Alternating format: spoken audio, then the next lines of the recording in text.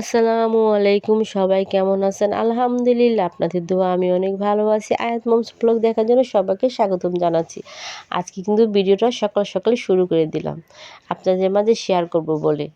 তো আয়াতের বাবা নাস্তা খাবে, তার নাস্তা আনতে গিয়েছিল। আজকে ঘরে নাস্তা খাবে না, সে ঘরে নাস্তা খাবে না বলে নাস্তা আনতে গিয়েছিল বলে তাকে বলেছিলাম যে সবজিগুলো নিয়ে আসছে, তাই সবজিও নিয়ে আসছে, পেঁয়াজ, ডিম, ফুলকপি, তারপরে মিষ্টি কুমড়া আর এলো নাস্তা। তারা আবার ঘরের নাস্তাটা পছন্দ কম, বাইরের নাস্তা তার বেশি। তবে আমি ঘরের ভিতরেই বেশিরভাগই নাস্তা বানাই, বাইরে একটু কম বানাই, মানে কম আনি বা কম খাই, আর ঘরের নাস্তাটাই বেশি বানাই।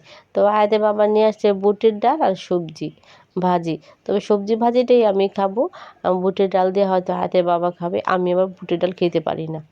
আয়াতে বাবা বা বুটের ডালটা খুব পছন্দ করে খায়, আমার কাছে ভালো লাগে না। যাই হোক, গরম গরম নাস্তা সেটা খেয়ে নিই, ঠান্ডা হয়ে গেলে আবার ভালো লাগবে না। কারণ ঘরে যখন নাস্তা বানাই এই নাস্তাটা কিন্তু অনেকক্ষণ থাকে, তখনও আর শক্ত হয় না। কিন্তু বাইরে যখন নাস্তা আনি তখন নাস্তাটা 1 থেকে 1.5 ঘন্টা হলে বা ঠান্ডা হলে সেই নাস্তাটা শক্ত হয়ে যায়, তখন আর কিন্তু খেতে ভালো লাগে না। এই জন্য গরম গরম নাস্তাটা আমি খেয়ে নিই। আর রাতে বাবারে বুটের ডাল দিয়ে দিছি, আর ভাজিটা আমি খাবো। বিসমিল্লাহ। তবে আজকে ভাজিটা আমার কাছে অনেক ভালোই লাগতেছে, সত্যি করে বলি। আজকে ভাজিটা অনেক মজা ছিল। হয়তো শীতের দিন বলে, কারণ হয়েছে শীতের দিনে বিভিন্ন ধরনের সবজি পাওয়া যায়, সেই সবজি দিয়েই আজকে খেলাম। তবে নাস্তা বানাতে গিয়ে বা নাস্তা খেতে গিয়ে আয়াতের বাবার বললাম যে মানুষে বলে যে ঘরের বউর থেকে পরের বউরে বেশি ভালো লাগে, সেরকম হয়েছে নাস্তার ব্যাপার। ঘরে যখন নাস্তা বানায় তার ভালো লাগে না, তার নাস্তা ভালো লাগে বাইরের। তো ঘরের বউ থেকে বাইরের বউ ভালো, নাস্তাও বাইরে ভালো, ঘরের নাস্তা ভালো লাগে না তার। আমার কিন্তু নাস্তা খাওয়া দাওয়া শেষ, চলে আসছে ছাদে। কী রান্না করব সেইটার আয়োজন। আমি আবার লাউ গাছে লাউ ডোগা একটু ভেঙে দিলাম মাথা দিয়ে। কারণ ওই যে অনেকে বলে 10-12টা বা 15টা পাতা হলেই মাথাটা ভেঙে দিলে নাকি শাখা ছাড়ে। আমার ইউটিউব দেখে দেখে শিখা, ইউটিউব মামা আছে না, ইউটিউব মামার কাছ থেকে গেলে এখন সব কিছুই শেখা যায়। তো সেই প্রশিক্ষণ নিয়েছিলাম ইউটিউব মামার থেকে, এখন সেটাই ভেঙে দিলাম আমি। আর আমি শাকও তুলে নিলাম, এই যে দেখেন কতগুলো শাক। আজকে আমি এই শাকই রান্না করব চিংড়ি মাছ দিয়ে। তবে ছোট ছোট চিংড়ি মাছ দিয়ে কিন্তু শাক ভালো লাগে, তাই আমি ছোট ছোট চিংড়ি মাছ দিয়েই শাকটা রান্না করব। আর আমি যে শাকও তুলে নিলাম।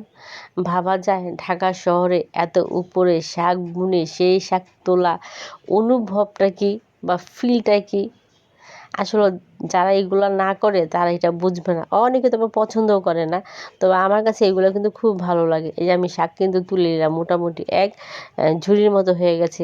আর আমার আয়া সোনা আছে না, আয়া সোনা, সেও দেখেন আমার সাথে কাজকর্ম চলে আসছে। সে এখন বসে বসে আমার সাথে দেখে দেখে সেও মোটামুটি আমাকে অনেক কিছু হেল্প করে। যেমন যদি বলি মা এটা নিয়ে আসো, মা ওইটা নিয়ে আসো, সে আমার সাথে সাথে করে দেয়। এখন আবার আয়া সোনা আমাকে শাক তুলতে দেখছে, সেই শাকও সে আমাকে তুলে দিচ্ছে। মা এটা তুলবো, এটা তুলবো। আমার আয়া সোনার জন্য দোয়া করবেন, মাশাল্লাহ অবশ্যই বলবেন। আমার আয়া সোনা থাকলে আর আমার হাজব্যান্ড থাকলে আর কারো লাগে না, আমার দিন এমনিতেই পার হয়ে যায়। এই যে হাতটা দেখতেছেন আমার আয়া সোনার হাত, কিন্তু আমার আয়া সোনা শাক বাছতেছে, মানে সে সব কাজই আমার সাথে হেল্প করার জন্য প্রস্তুত হয়ে যায়, যে মার সাথে আমি একটু করি, মার সাথে আমি একটু করি। আমার কিন্তু শাক ধোয়া শেষ, কোটাও শেষ। এখন আমি চুলায় বসিয়ে দিলাম, আর ছোট্ট একটা আলু দিয়েছি যাতে স্বাদের জন্য। আর আমি কাঁচামরিচ দিব 2-3টা, বেশি দিব না, আমার আয়া সোনা আবার খাবে না।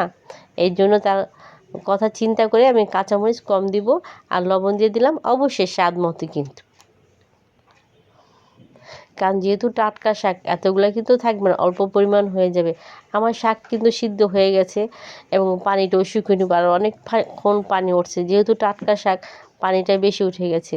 আমার কিন্তু কড়াই বসিয়ে দিলাম, তেলও গরম হয়ে গেল, দিয়ে দিলাম পেঁয়াজ, রসুন আর চিংড়ি মাছ, ভালো করে ভেজে নিলাম। আমার রান্নাটাও কিন্তু শাক শেষ হয়ে গেল।